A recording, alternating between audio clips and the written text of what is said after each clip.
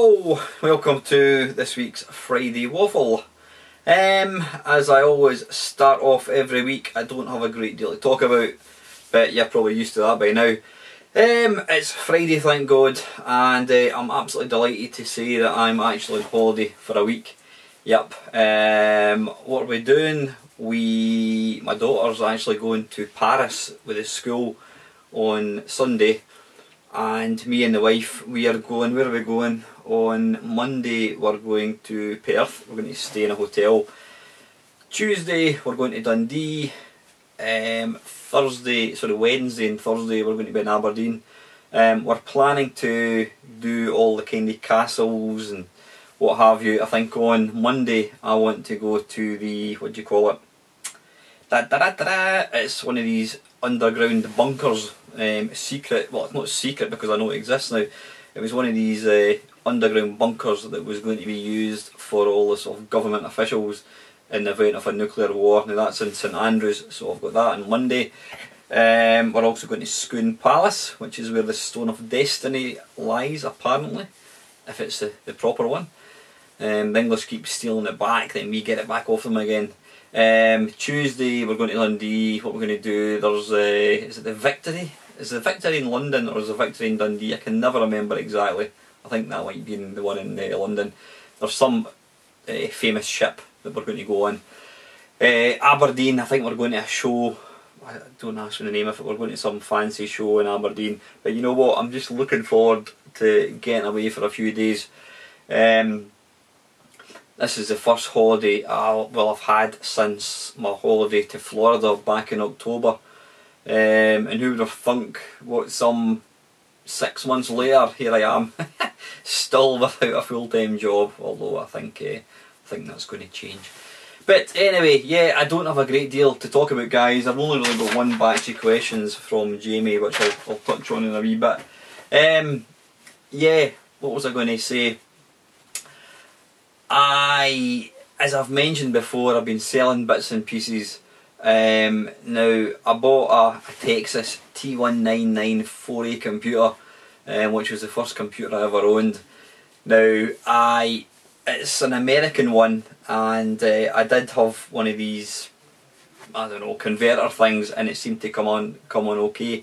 I couldn't find it fairly recently, so I went to Asda and bought one of the adapter things. And I plugged it in and I heard a strange sort of followed by a trail of blue smoke and that really familiar kind of charcoaly, what's the right word for it, smell, and that was it. So it looks like I blew my Texas machine up. I managed to sell it for about 10 quid less than I bought it. Obviously sold it as broken, not working. So yeah, it got me thinking, have you ever damaged a piece of hardware through trying to fix it or work it? The best one, probably the best, the wrong word to use. The most annoying one was back in, when would it be? Mid-90s to late 90s. Yeah, probably mid-90s, I'm guessing probably 96, 97. I upgraded my computer and I had a Pentium 60 motherboard, which I was going to sell to my pal. I mean, this motherboard back then with the chip was probably a good couple of £100. I can't remember what I was going to sell it to him for, but I probably rather foolishly told him that I would, or I didn't tell him, he asked me if I would help him put it into his computer, which I agreed to do. And this was back when the power to PCs, nowadays you've got a wee clip, so it's impossible to put it the wrong way around. So needless to say, yep, we got it all plugged in. I plugged in the power and it was the wrong way around, and again we just heard a poof, and that was it, one motherboard fried. And needless to say, because I was the one that plugged the power in, that was it, I lost all my money. So yeah, that was rather stupid. The only other thing that I've ever sort of tried to fix and ended up failing miserably was I had a PS3 controller, which I think one of the buttons was slightly sticky, so I thought I'd be a clever clogs and try and fix it. So I went onto Google, onto YouTube, whatever it was, saw a video, thought how difficult can it be, a couple of screws, so of course I opened it up, and when I took out the last screw, lifted the top off, ping, everything shot off in all directions, and so needless to say, about 10 seconds later the whole bloody thing was in the bucket. So yeah, that's that. So anyway, back into ticks, guys. I'm going to touch on a subject that Steve Benway was talking about. Steve was on about what machines, how much are machines worth, and what makes them worth a certain amount of money. Now, I'm on this Retro for Sale Facebook page. If you're not on it, go and check it out. It's excellent. If you want to buy and sell retro tat, then that's the place to go.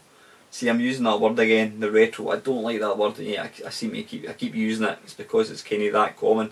But yeah, this Facebook page is an excellent way to buy and sell stuff.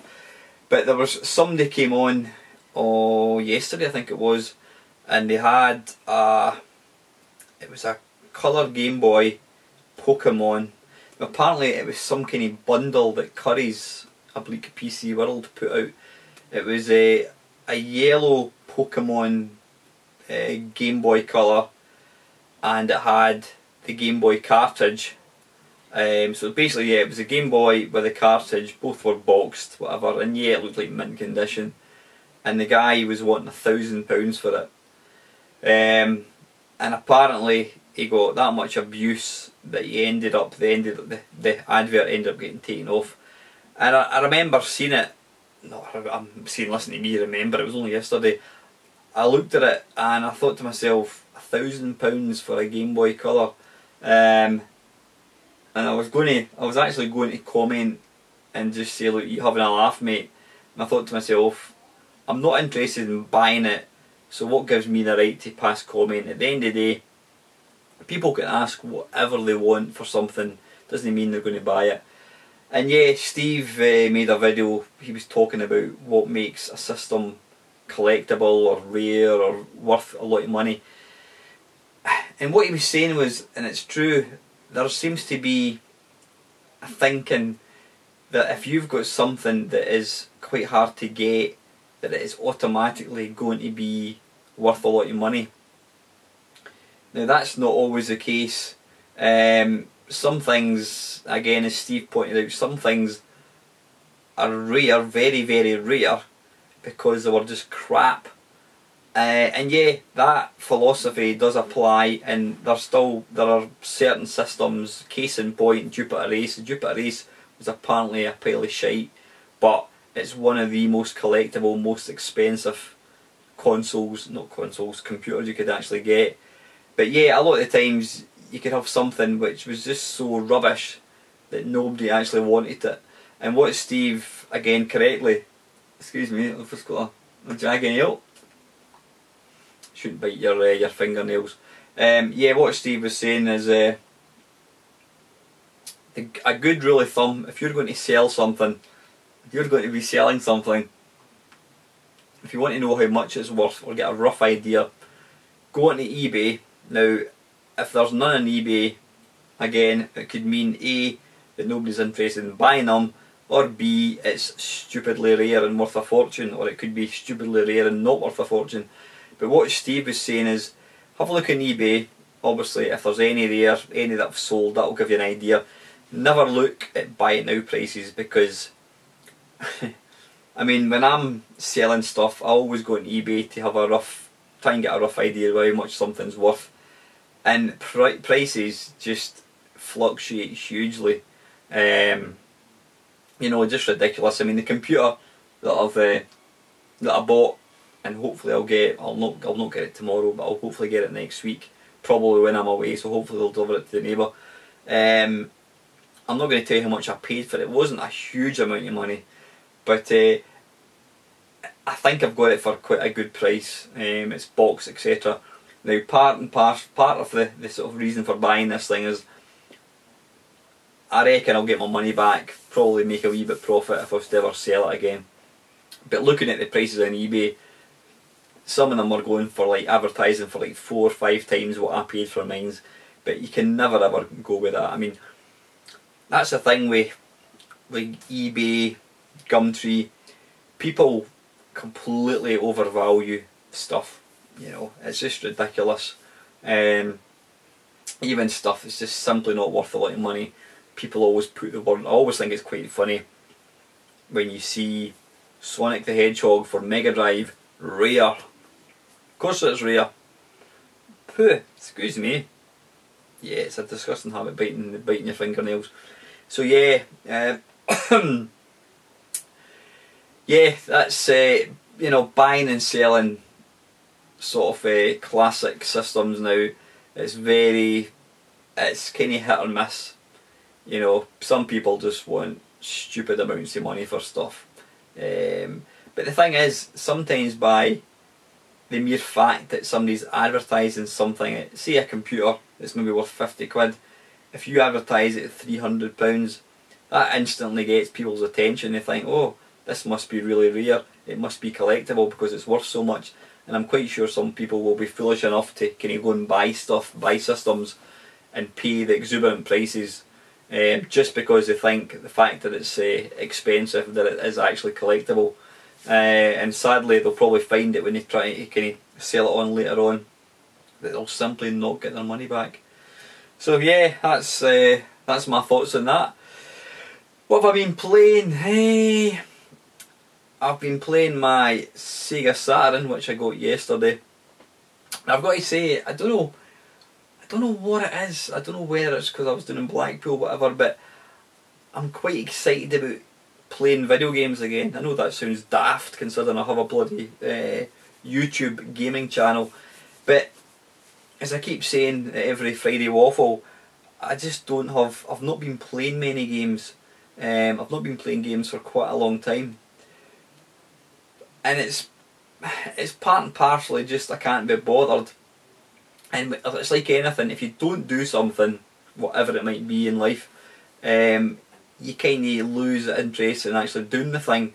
Now, I don't know why, but I've been playing a few more games. I've been playing my PS4. What was I playing? Can't even remember the name of the game. It's like a kind of twin stick shooter type, thrusty type game on the PS4. Yeah, I was playing that a couple of nights ago. Had the big headphones on, had it turned up loud.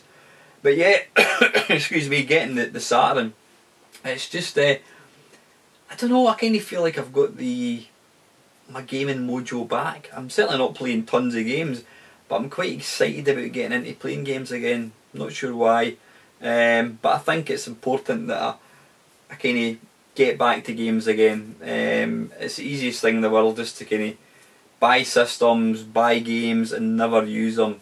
But yeah, I'm looking forward to getting stuck into the Sega Saturn. So I don't know where I'm going with this, guys. I'm just kind of waffling slightly, so I'm going to pause it again.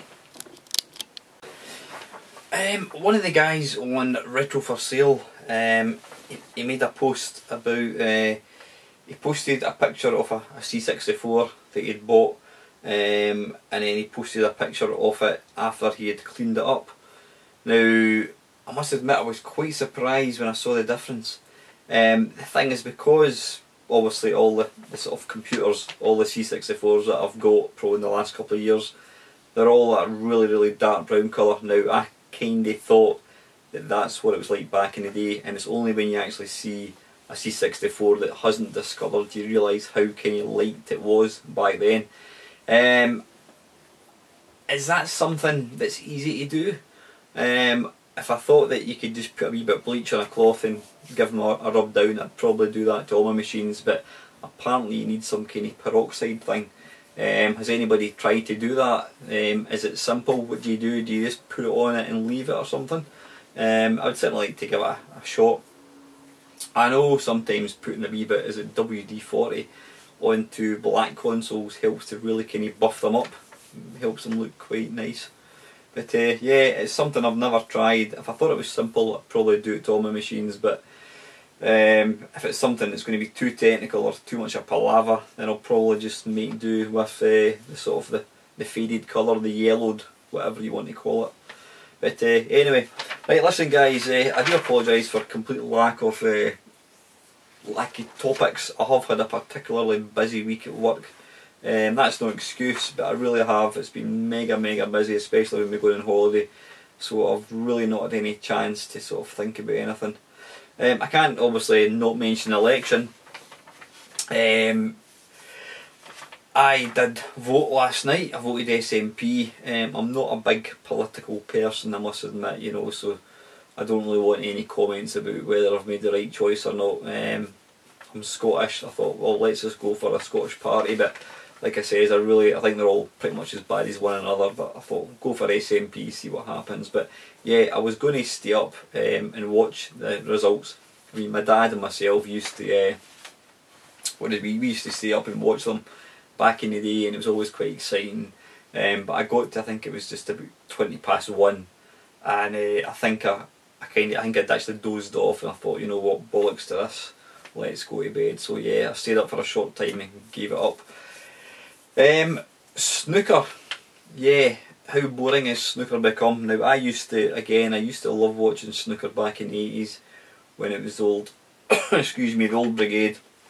Your Alex Higgins, your Jimmy Whites, your Cliff Thorburns. Me and my dad used to sit up and watch snooker avidly. Now I haven't watched snooker on TV for, I would probably say, a good 15 years. Any time I have seen it, I've just kind of thought this is rubbish. I think the problem for me is there's no characters in the game. There's just, you know, they reckon the standard of snooker's far higher now. There's just, what they said was, the standard isn't far higher. I mean, probably your Stephen Hendrys, your Jimmy Whites, your Steve Davises, they would have been able to have coped with the guys that are around now, but they reckon there's far more at that higher level. Back in the sort of 80s, you know, the reason Stephen Hendry and I was going to say Jimmy White, but he never actually won it. The reason guys like Stephen Hendry, Steve Davis were winning so much is because they were just so much better than virtually everybody else that was there. But now, all these young guys, they're all pretty much the same, so that's why you get different people winning all the time. But anyway, I'm kind of digressing. I happened to tune in on, was it Sunday or Monday? I think it was Monday. You know, I can't even remember. Bingham versus Sean Murphy, I think it was. I've seen both guys getting interviewed, and both guys seem really decent guys. So I think it was something like 15 all, and I ended up watching it, and I've got to say I really got involved. I really got to enjoy watching snooker. It was kind of nip and tuck the whole way until Bingham eventually won. But yeah, quite enjoyed the snooker actually. I said I've not watched it for a long time. And I'm not saying I'm going to watch it next year, but I really enjoyed watching the last few frames. It kind of took me back to, like, you know, the old classic final with Dennis Taylor and Steve Davis, the old black ball final at 1 o'clock in the morning. But anyway, listen, I'm starting to really waffle about nothing, so I'm just going to batter on with Jamie's questions. Now, question 1, Jamie's asking, in your opinion, what TV, movie, licence, classic games are the best and worst? TV, movie, license games. When I think of TV, movie licenses, I automatically think of Ocean games. Now, I've never really been a fan of Ocean games, especially the sort of TV licenses, movie licenses. I mean, they were massive. I mean, the biggest one was like Robocop, then you had Untouchables, you had Batman, there was sort of numerous films. I've got to say, don't really remember enjoying many of them at all. The only one that I actually thought was really good, I mean, I'm not saying that the other ones weren't good, but it's probably the only one that I actually really played, was Batman on Commodore Amiga.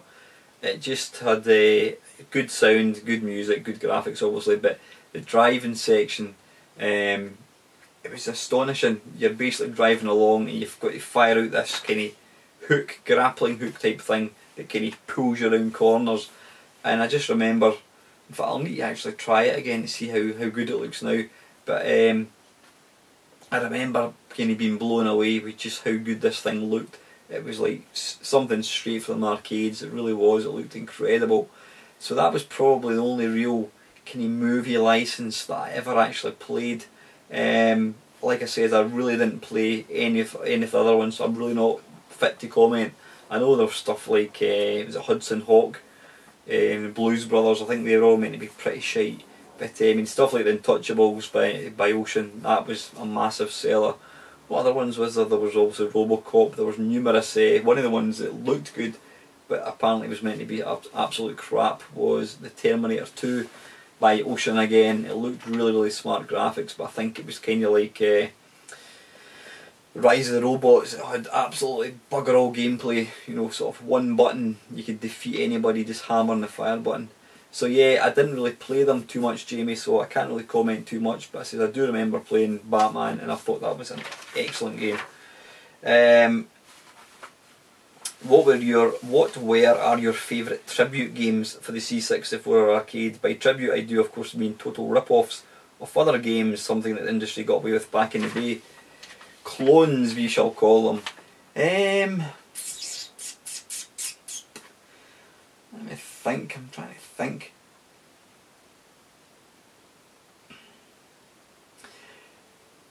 On the 64, until I got the official Donkey Kong, there was an excellent version called Kong 64. It was by Analog Software, which is Roger backwards for a bit of trivia. Yeah, Analog Software brought out this game called Kong 64, and it was a Donkey Kong clone. And I've got I'm not famous, listen to me. I've got an interesting tale to go along with this one, and I have actually mentioned this previously, probably a couple of times over the year doing YouTube. When that game came out, I had very few games. Most of the games that I had were absolute crap, and a mate came up to my house with a C90 full of games, and he was going to let me copy. He was going to bring up a copy on the tape for me, and when he turned up, he told me that he hadn't copied it for me. But one of the last games that he put on was Kong 64, and I remember being blown away with just how good it was. And then when Brian left for the night, it was that good, I didn't want to turn my computer off, so that's exactly what I did. I just didn't turn it off. I actually left my computer on all night, all the next day. I think I was at school the following day. So when I came back at night, I was able to play it, and I'm sure the computer was red hot. I mean, it must have been on for something stupid like 14 hours, whatever it was. But yeah, Kong 64. Other good conversions in the C64, not that I played it much, was, pardon me, now there was two games by Alligator Software. There was Guardian. I can't remember the name. Is it Steve Evans? You know, I can't even. I shouldn't even be trying to guess because I'm just guessing the name. Guardian was a Defender clone in the 64, and it was absolutely astonishing. Again, I didn't really play it because it was too difficult. I mean, it was that close to Defender in difficulty as well. But it's a cracking game, an absolutely immense conversion. I think you could play on joystick, but it just looked to bee's knees. It had silky smooth scrolling. One of my mates who was quite good at the arcade Defender, he used to come down to my house and play it, and he always said it was an excellent conversion. So yeah, Guardian by Alligator Software, that was brilliant. And the last one, which I did play a lot, was Eagle Empire by Alligator. Eagle Empire was based on, it was a shameless rip-off of Phoenix, which again is one of my favourite arcade games. But this Eagle Empire was brilliant. It was, for all intents and purposes, it was Phoenix without the name. But yeah, you just simply wouldn't get away with something like that nowadays. So yeah, these are the C64 ones that I can remember. Arcade wise, again, I didn't have much exposure to arcades, so I can't really comment too much. So yeah, that's that. Second last question, Jamie's asking, did you film any stuff at Blackpool? And if not, why not? No, I didn't, Jamie. Now the reason I didn't video anything, now when I was down there, I thought to myself, it's not even just at Blackpool, just sometimes when I'm out and about, as we all know, mobile phones, smartphones, they're everywhere. You just have to get on a train or a bus, or look at a bus stop, and in fact anywhere where people congregate, a pub, even a pub where you're meant to socialise, and I'll guarantee everybody will be like that, looking down at their smartphone. I mean, I was in Edinburgh a few weeks ago, on the train, and I could not help but notice that every single person was on their phone. Even people that were sitting together, supposedly with each other, they were all on their respective phones. And I just think it's wrong. The world's gone loopy with smartphones. It's killing kind of conversation.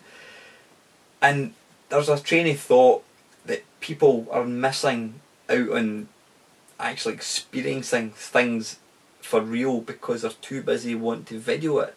And I can totally get that. You know, I go to quite a lot of, well, I don't go a lot, but I mean, I like to go to concerts. And the last few concerts I've been to, it's guaranteed, instead of people just watching it with their own eyes, they want to video it.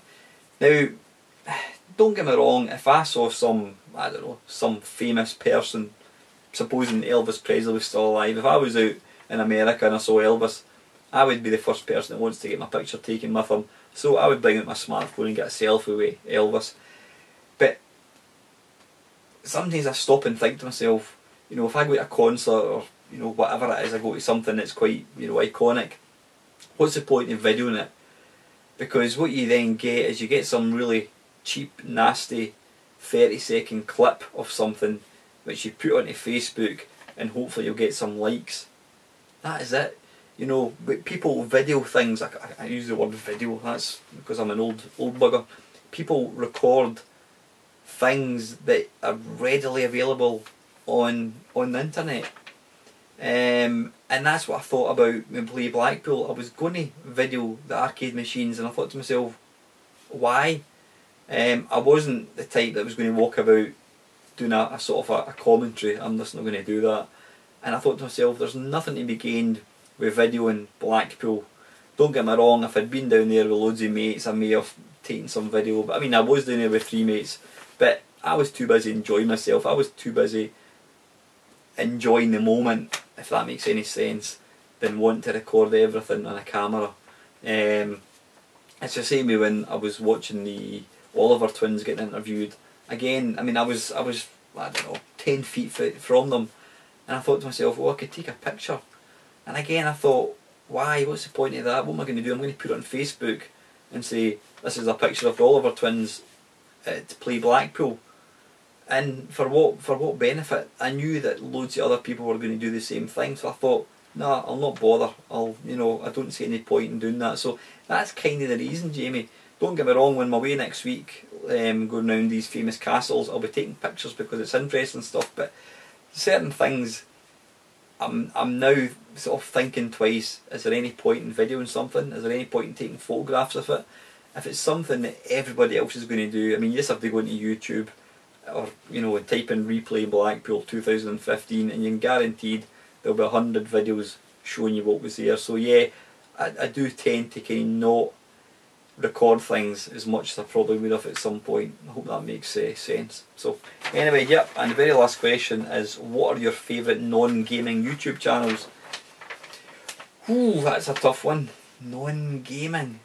The only one I can think of, well, I'll tell you, there's actually 2 or 3 now I do think about it. Stuart Ashens, or Ashens as he's called. If you've never heard of him, go and check him on YouTube. Stuart is a chap who hails from England.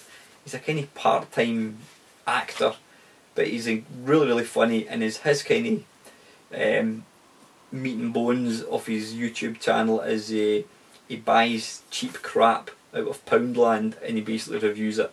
So that's what he does. He looks at cheap tat and reviews it, and he usually sets them on fire as well at the end, which is quite funny. And he also gets people to send him food that's out of date, and I'm talking 20-30 years out of date, and he'll open it and he'll actually eat it in front of the camera, which is quite funny. But go and check him out, he's really entertaining. He does a lot of things. He's also a video gamer. He does kind of review like knockoff iPhones and consoles and that kind of stuff, but he's really entertaining. Ashens, Ashens, go and check him out. He's up to, I think he's got something like 30,000 subscribers, so I'm running him a close second. I wish. Anything else? There's a I was going to say a website. It's not a website, it's a Facebook page. Is it Urban Underground or something it's called?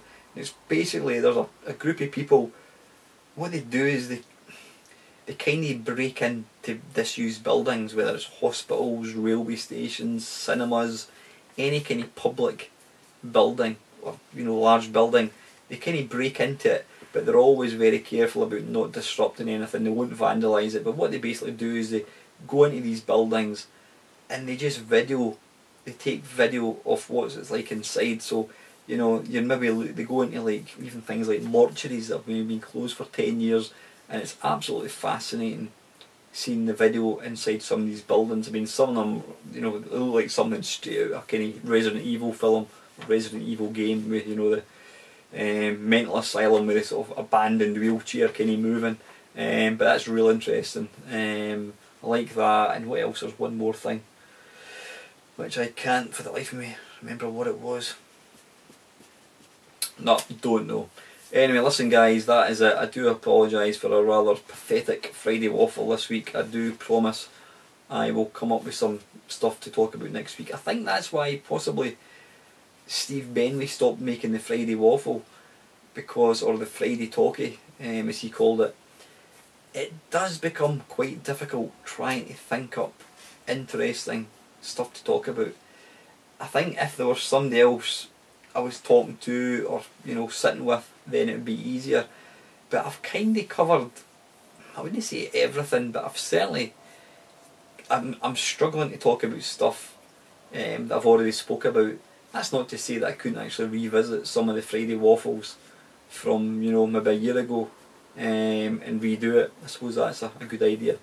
But yeah, so I do rely on you guys to keep kind of posting questions, anything at all you want me to ask. But coming up guys, I'm quite excited. I've got a lot of stuff, I've got a lot of new systems that I want to do games for, different ideas. I mean, I played an old Commodore 64 game, which was one of my favourites, and it made me realise that a lot of the games that I liked back in the day were probably pretty crap, but I just want to revisit them and see how they play nowadays.